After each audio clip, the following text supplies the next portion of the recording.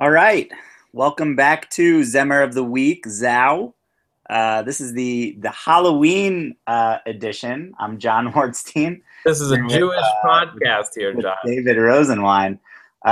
David, sorry about that choice of language. Um, Don't you wish we could do retakes?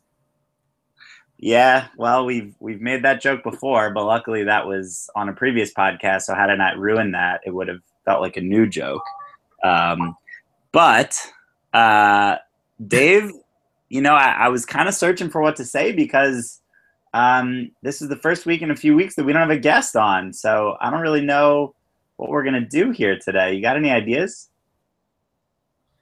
No, I brought Becky on last week, so I actually thought it was your turn. But I'm working on I can longer-term initiatives. You don't always need to air the dirty laundry. Oh boy. Well, I know, John, you are actually working on some pretty cool things. So, listeners out there, please stay tuned. We appreciate your listenership and keep it coming. One thing I did want to tell you about, John, was I actually got to spend this past Shabbat in Brooklyn, New York, with our producer, Jeffrey Zhaming Ong, aka the Amphibian. Okay, And good. That's good. What's it like to do Shabbos with an amphibian? well, it's interesting. You spend some of your time on land and some of your time in the water. Did you guys hop around the kitchen when you were making Shabbos dinner? Interesting. Actually, big shout out to Jeff's wife, Mayrav, for making most of the dinner. Jeff made one dish, and it's escaping me. Oh, I think he made soup. Really good soup. But anyway, Jeff Mayrav killed it. It was great.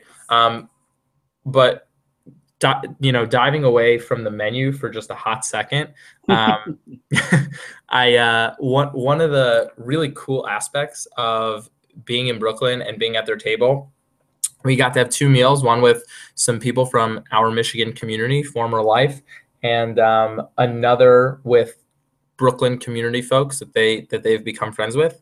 And both meals we got to sing Zmirot.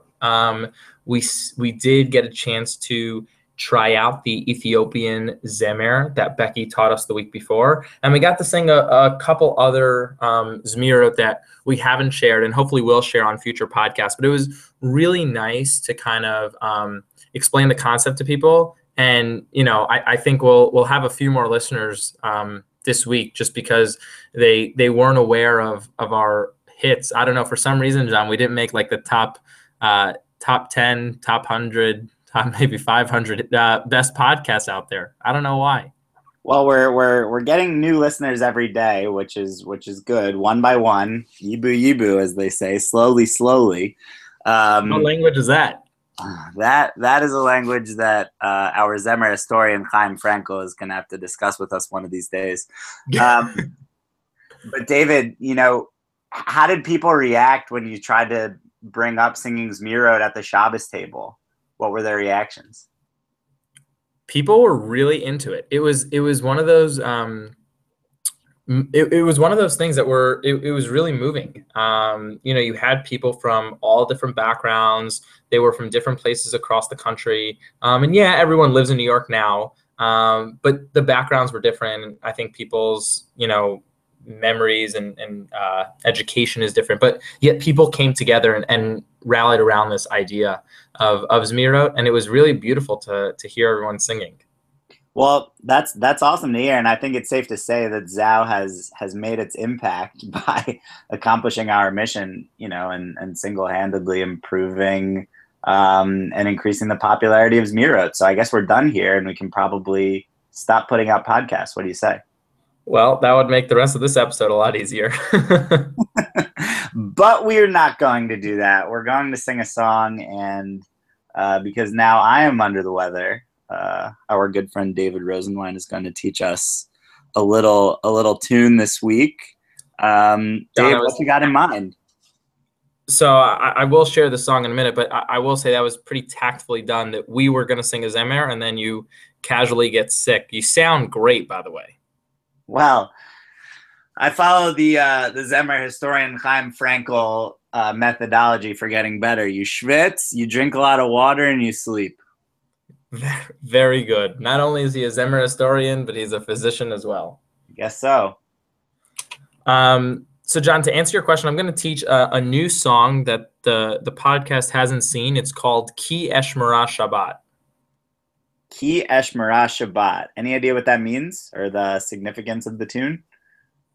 I have an idea of what it means. Good. That's all that matters. We're loosey. We don't have preparation notes. What's the idea? So Eshmara, I believe the shoresh or the root of that word is shamor. So to keep or guard. So maybe it's that those three words, Ki Eshmara Shabbat, which is the beginning of the first sentence. You know, talking about keeping the Sabbath, keeping Shabbat, perhaps. Good. Love it. So while we're singing it, we can have in mind to, keep and guard the Sabbath. Love the idea. So how does the tune go? Let's get into it. So okay, so the song starts like this. Ki hi eshmera shahabat el yishmereini. Are you going to try to sing or no? I can. That was a beautiful start. So the first half of the first line was Ki Eshmera Shabbat El yishmereini. El Yishmereini. You're killing it, man. Then the next part, and this is going to be the chorus. This is going to be the line that repeats, but we're first going to do it in the stanza version. O Tili Ol Mehayad. Try that. O Tilio Meyad. Beauty. Beina Uveini. Beina Uveni. So, John, I'm sorry, I got to interrupt for 1 second. People are actually going to think we rehearsed because you sound really good. Well, you're teaching it well, man. See, the beauty of this podcast is not just that everyone else gets to learn a new song. I get to learn the new songs. It's great. All right. Well, thank you. Okay, so I'm going to do the first. There's just a stanza again because it leads nicely into the chorus, but we're going to start with the chorus when I get back to teaching. So, Ki eshmera shahabat el yishmereini. O Tili Ol Mehayad Beina Uveini. Chorus. O Tili Ol Mehayad Beina Uveini. Try that. Sorry, try it one more time. I just missed the tune. I got the word. I'll break it up. Okay. El Yishmereini. O Tili Ol Mehayad. Try that. O Tilio Meyad. Beina Uveini. Beina Uveni. Good, and then one more time. O Tili Ol Mehayad. O Tilio Meyad. And now we'll end a little lower. Beina Uveini. Beina Uveni. Good, and then you jump into the next stanza, and it's just like how we started. Yum bum bum bum ba da da dum ba da da dum ba da da da dum. Yeah. Wow. Beautiful. Now, one way, one thing we like to do here on the Zao, John, is jazz things up.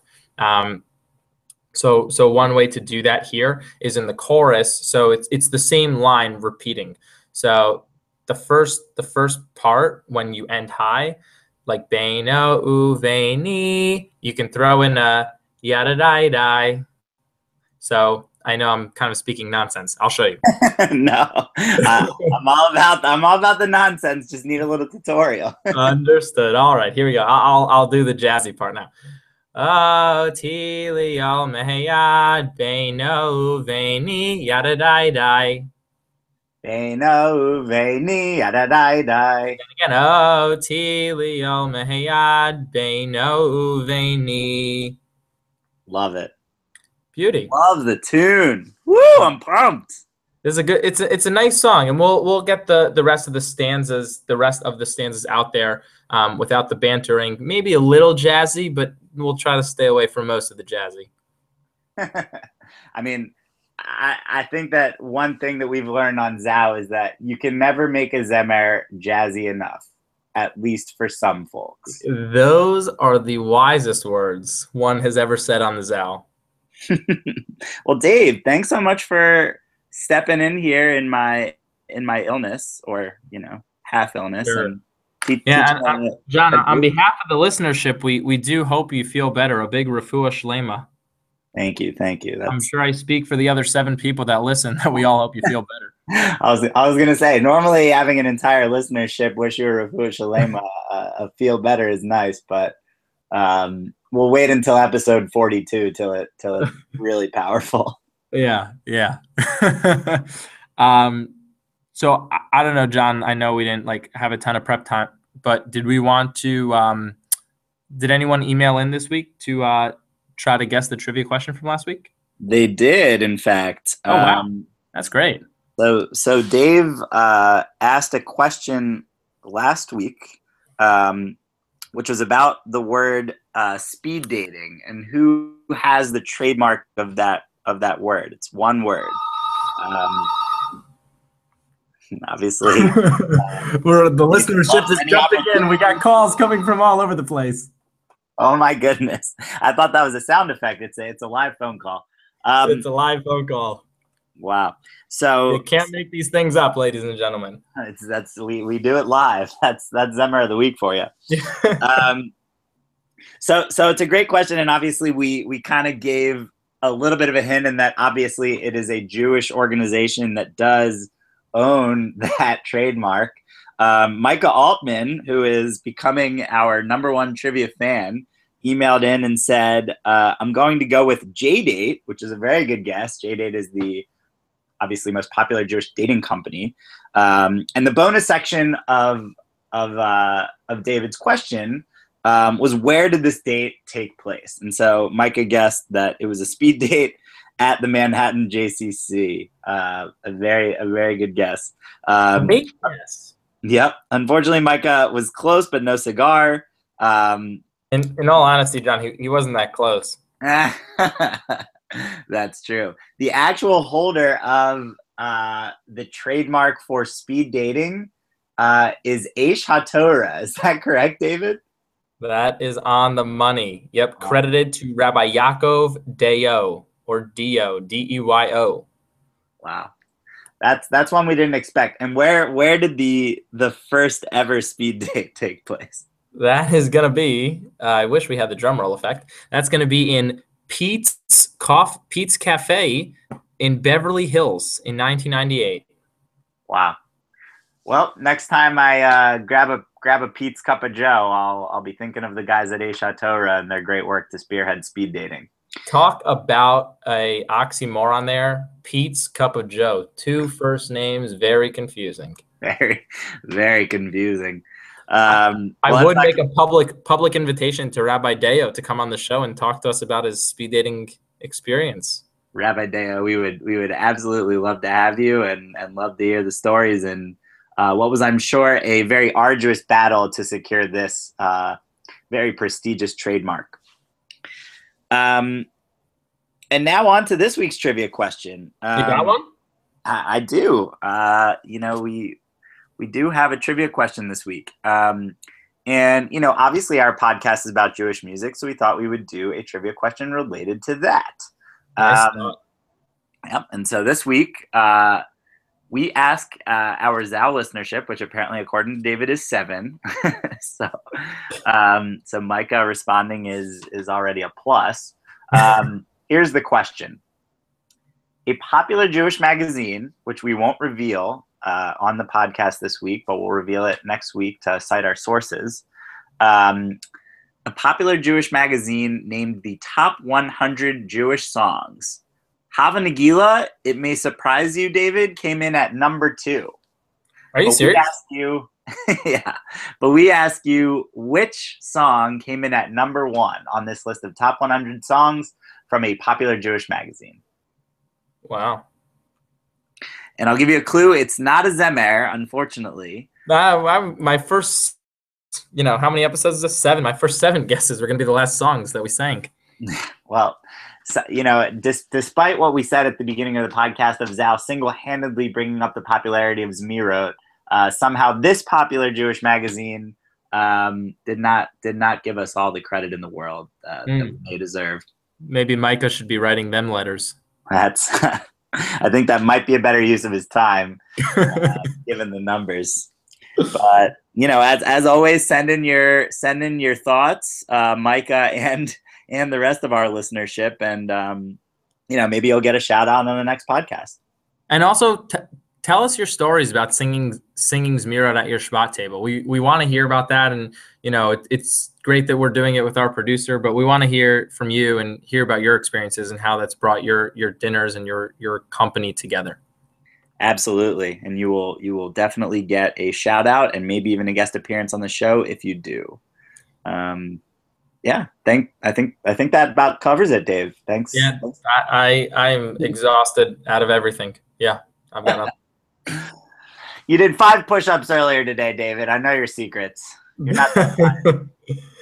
Thank you very much, everyone, for listening. Have a good week, everyone. Bye-bye.